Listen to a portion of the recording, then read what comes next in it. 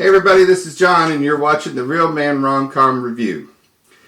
Today I'm going to give you my review of the bottom 3 movies of the Hallmark and Great American Family Christmas movies for the weekend of November 18th through the 20th of 2022. In the number 6 position is My Favorite Christmas Tree, which aired Sunday 11/20 on the Great American Family. Now, Kyla is a historical researcher who does a little genealogy research on the side. And she's searching for information on her own family, but she's not having very much luck beyond her grandparents. So after losing a big grant at her office, Kyla offers to go to Conifer, Michigan to do a story on the Pine Valley Christmas tree farm in hopes of getting more grant money. Now, arriving at the tree farm, Kyla meets Cody Samuelson, who runs the family tree farm with his father. Now, being the holiday season, he's much too busy to talk about the Silver Scots pine with a horticulturist. Anyway, so it seems that the Silver Scots pine is a now extinct breed of Christmas tree that the family used to grow on the farm until it was wiped out by a flood back in 1978. So Kyla, intrigued by this story, clears up her purpose for being at the farm, which got an even icier response from Cody. And Cody's dad thinks that Kyla can help solve the mystery of the Silver Scots pine, so he requests that Kyla and Cody work together, researching if there's any information on the tree that's out there. And Cody is actually not very happy about having to do this. He's way too busy. So Kyla goes to the local his local library / records office to research the farm's history, where she meets Barbara the librarian. Now, Barbara tells her that the records office is only open from 3 o'clock to 4 o'clock on Wednesdays and Fridays. I mean, what the hell? It's in the same damn building. I mean, seriously, come on. Anyway, we wouldn't want Barbara to actually have to work hard. You know what I mean? Anyway. So when Kyla leaves, Barbara goes through a file cabinet and finds a folder and throws it into another cabinet. What is going on here? Anyway, Kyla joins Cody for his daily farm tour. And during the tour, he's asked questions by a kid, and the kid doesn't, and Cody is not prepared to answer these questions. But Kyla bails him out with quick responses. All right. Look, at this point in the movie, I'm tempted to start fast-forwarding by the story in the movie because it's just dragging along.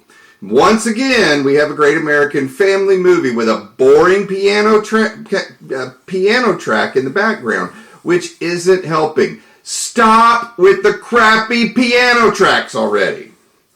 Anyway, while walking with Cody and taking pictures in town, Kyla recognizes the building that she and Cody are in front of are from another picture that she has of a past relative named Connie, who may be her great-great-grandmother.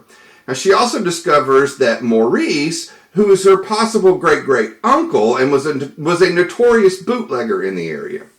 Now, Kyla and Cody, they start spending time together, and they're having snowball fights, and they're making stovetop s'mores and doing snow angels and things like that. And they start developing feelings for each other. Well, at this Christmas fair, Kyla is recruited to judge the tree decorating contest, which Barbara has won for the last 6 years. And then later, while shopping at the fair, she sees a charm that was on a photo of Connie that she had. So it's the same charm that her sister Mandy has on the bracelet that was supposedly from her grandmother. So now she's not sure if it's family. Okay, so here, like I always say, in an idea to make a profit, don't you think that maybe they made more with one of these charms? Anyway, Kyla gets to the idea to research the homestead records, where she discovers that the deed of the tree farm was never filed. So Cody's family doesn't actually own the farm, and they've been using for decades. But yet they're still paying taxes on the land. How does this possibly happen?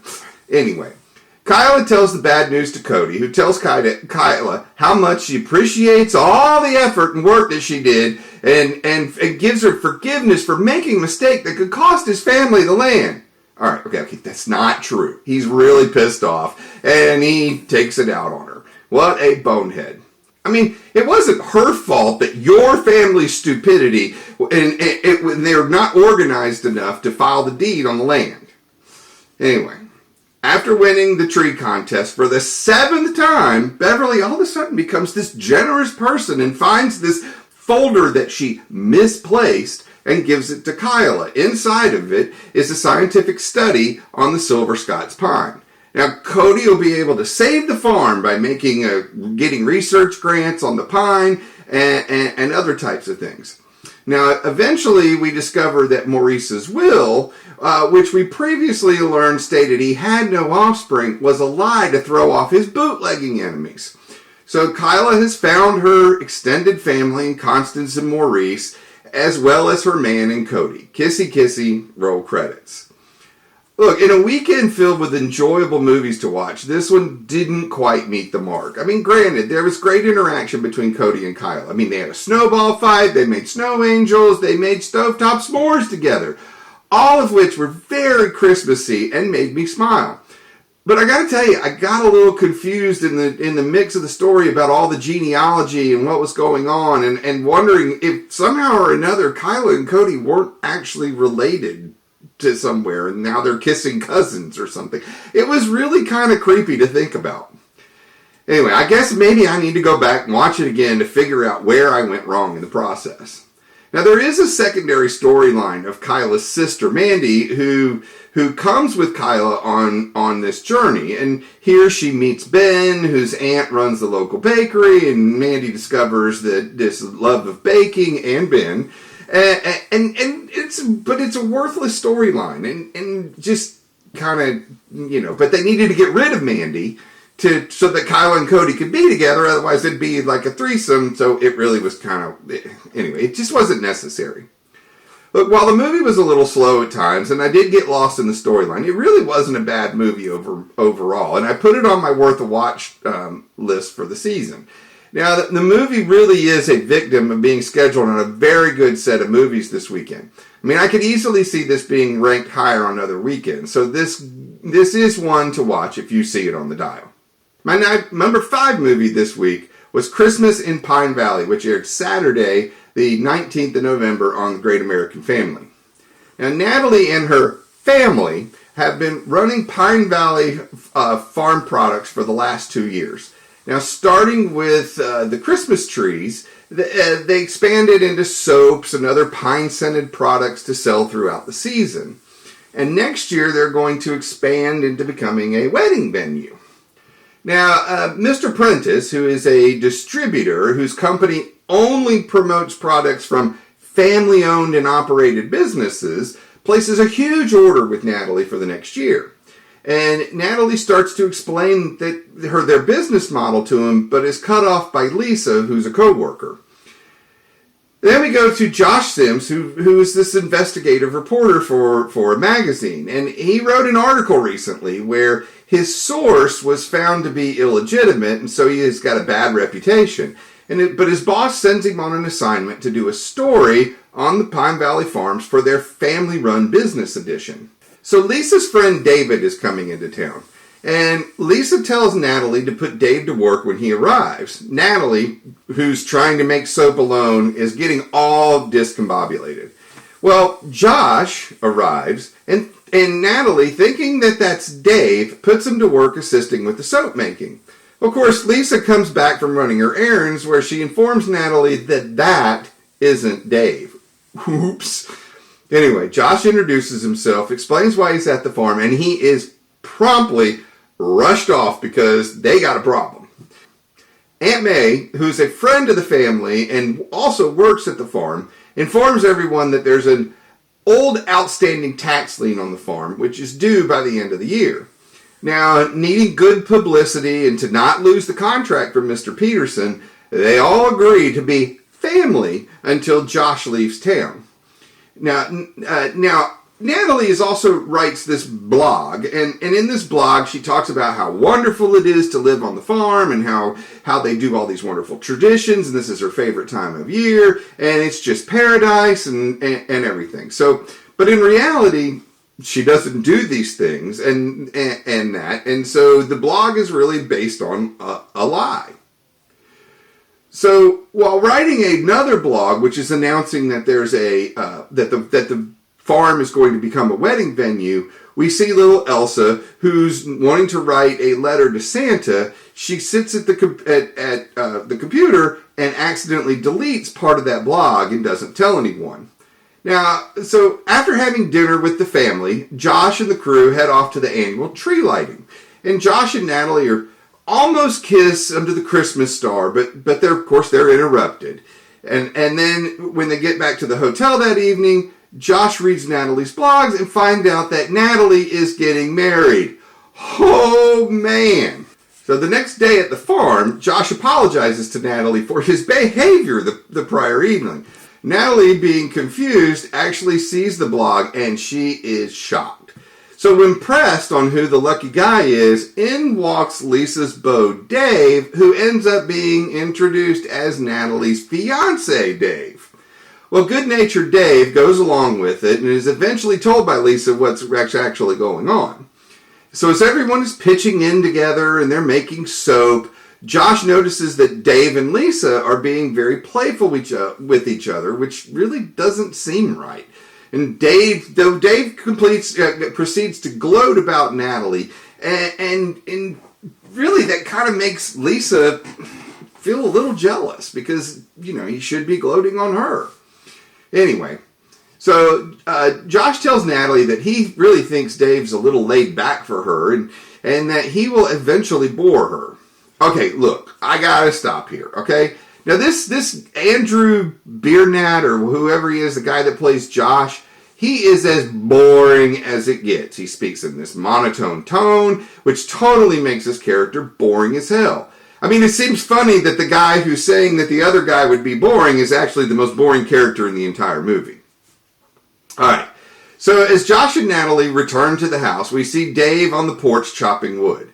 Natalie points out that, look, Dave's chipping in, he sees whatever needs to be done, so on and so forth. Well, seeing how Natalie gets a little swoony watching Dave chop the wood, he decides, oh no, he's not going to be outdone by boring old Dave, so he jumps in and we got us a full-fledged lumberjack wood splitting contest. Now, Natalie and Lisa come out and watch them, and they both get a little verklempt watching all this going on before they finally put a stop to it, needing some much-needed cocoa break.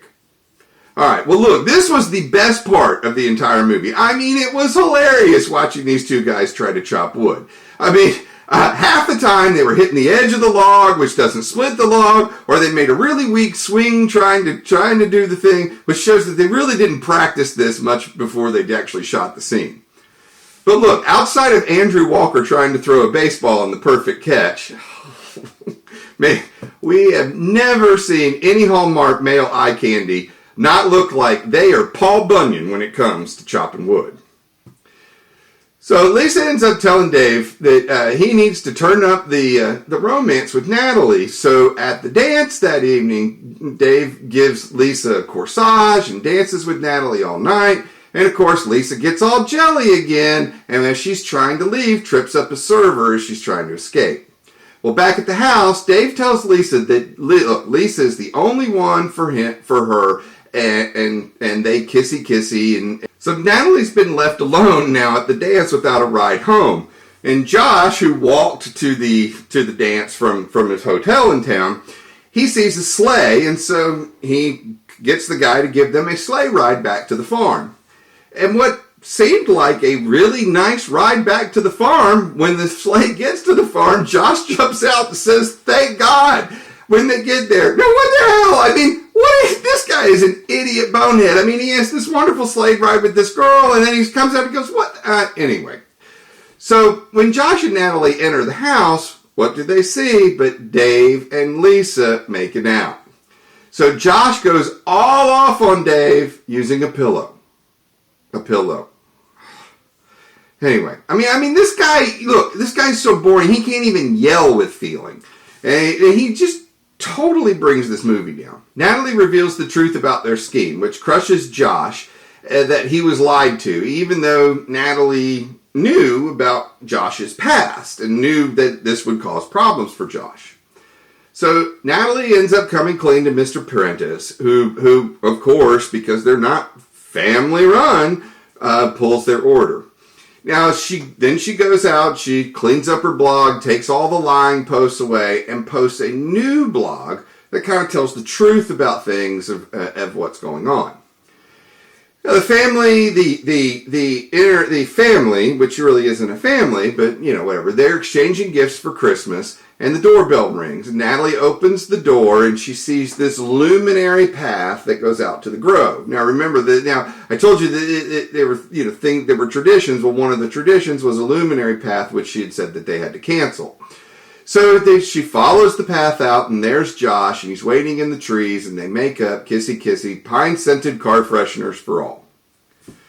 Look, with the exception of Josh, the rest of this cast in this movie was great. I mean, Katrina Cole, who played Natalie, was really good, and I look forward to seeing her in movies in the future. And then you had Amy Dasher, who was Lisa, and she was all bubbly and perky. So this is firmly on my worth a watch list, and I think you should give it a chance. Number 4 is Inventing the Christmas Prince, which aired Friday, November the 18th on the Hallmark Channel. Now, we have single mother Shelby, who's telling her daughter a bedtime story, and her daughter's name is Grace, and it's a story about the Christmas Prince, who lives next to Santa Claus at the North Pole. And each year, the Christmas Prince selects a lucky boy or girl and grants them 12 wishes, one for each day leading up to Christmas.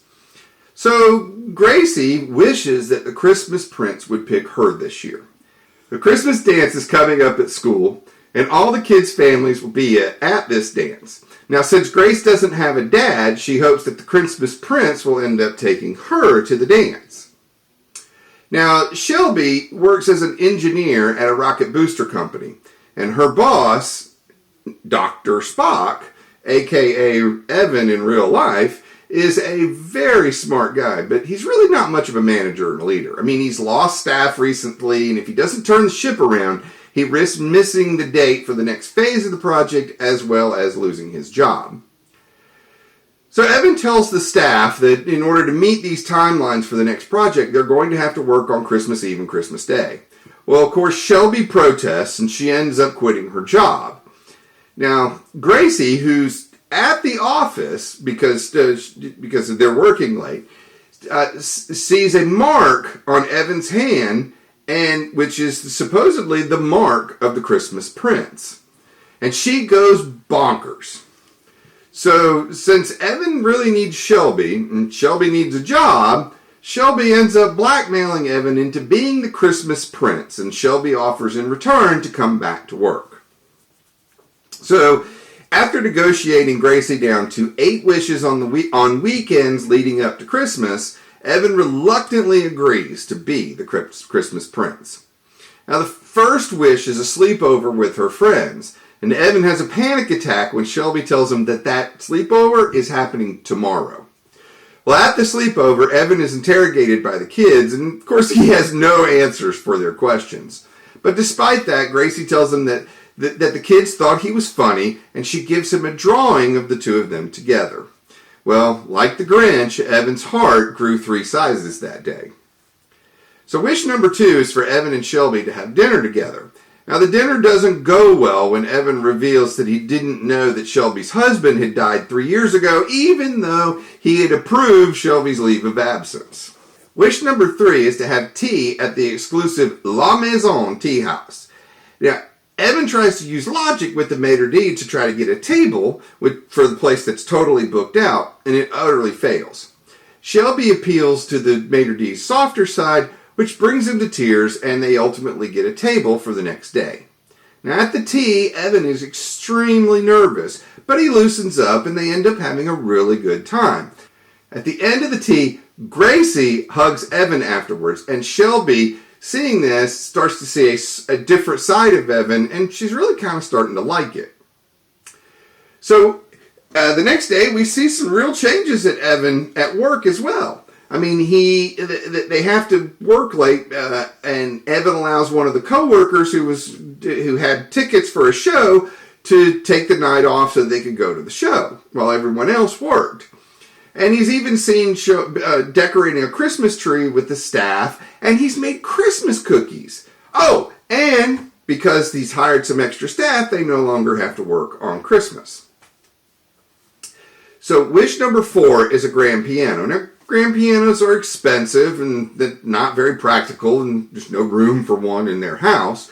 But Evan comes up with the idea to bring over an electric keyboard where he spins this now wonderful tale of how this particular piano is an elf piano that was made specially for Gracie. Wish number 5 is movie night with Santa. Wish number 6 is a giant gingerbread playhouse. We finally get to wish number 7, which is to help out at the toy drive that Shelby and Gracie participate in. And that evening after the toy drive, while they're putting Gracie to bed, Gracie tells Evan that she loves him. And we finally get to the last wish, wish number 8, which is to go to the Christmas dance. Now, the day before the dance, Evan is called to the office for a 5 p.m. meeting with the board, and of course, that is the day of the dance. When Shelby tells Grace that Evan will not be able to make it to the dance, Grace tells her that she believes in the Christmas Prince, and he will not let her down. Now, they end up going to the dance without the prince, and Grace gets teased by her friends, but she still believes that the Christmas Prince is coming.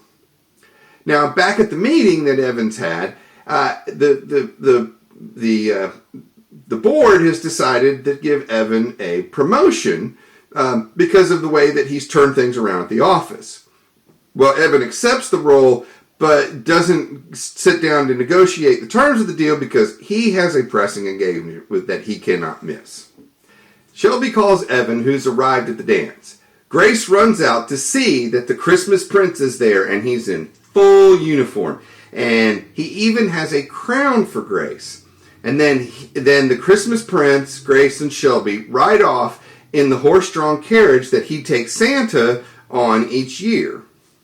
Now, while on this ride, Evan gives Shelby a crown of her own, kissy kissy, and they all lived happily ever after. Now, I was kind of really surprised by this movie. I mean, for the second week in a row, Hallmark hit a home run on their Friday night movie. I mean, the transition of Evan from this really shy guy into this loving Christmas Prince and person was really well done by Ronnie Rowe Jr., who was the actor that played Evan. And I was really impressed with Tamara Mowry as well. Now, granted, I had tears in my eyes when Evan showed up all dressed up as the prince. I mean, this is every little girl's dream. And I wanted to be that prince, and I wanted Grace to be my daughter in that moment. I mean, heck, I'm even a little misty thinking about it right now. So this one makes my must-see again list. So be sure to set your DVR and have a tissue on hand for the end. Hey, now look, if these reviews have made you want to cut up a quarter wood in a flannel shirt or take a ride on a horse-drawn carriage, then be sure to give me a thumbs up. And to hear reviews of my top 3 movies for this week or reviews from previous weeks, subscribe to my channel and ring that bell so that you'll be notified when a new video drops. This is John, and thanks for watching The Real Man Rom-Com Review.